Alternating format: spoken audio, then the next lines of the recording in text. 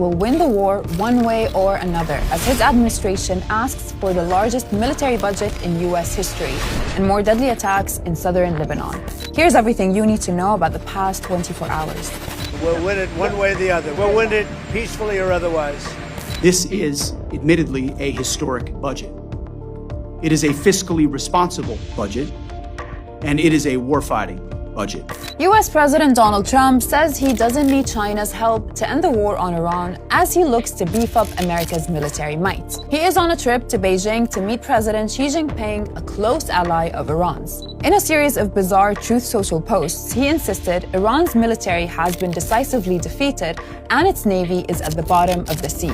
Yet Trump's administration is requesting a record budget of $1.5 trillion in military budget for 2027, which is a 44% jump from current spending. On Tuesday, the U.S. Defense Secretary Pete Hegseth was grilled by Congress on what is deemed as a historic budget request. If Iran still has almost 50% of their missile capacity and the ability to pull drones out of caves and still injure our allies and U.S. service members, then we have not won the war. My concern, Mr. Secretary, is that you've achieved a series of tactical successes, but are on the verge of a strategic loss, because we are now negotiating. I just think it's so foolish. Here we are in a committee in the United States Senate, 74 days in, and you're talking about strategic loss.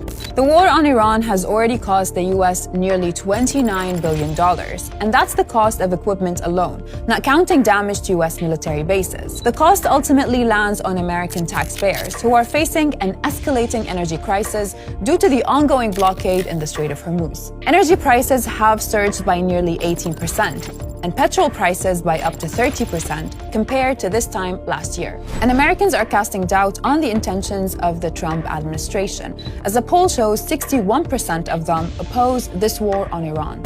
Meanwhile, Iran is keeping its finger on the trigger, warning it could target U.S. interests if Trump takes military action, while keeping the door open to diplomacy. In a post on X, Iranian Deputy Foreign Minister Qasem Gharibabadi wrote, "True peace cannot be built with humiliation, threats and coercive score settling, when the party that has directly played a role in the war rejects Iran's response because it is not a letter of surrender." That's in reference to Washington rejecting Tehran's latest proposal, which they insist was reasonable and guaranteed Iran's and the wider region's interests. If you think that negotiations is 100% satisfaction one-sidedly, that's not negotiations.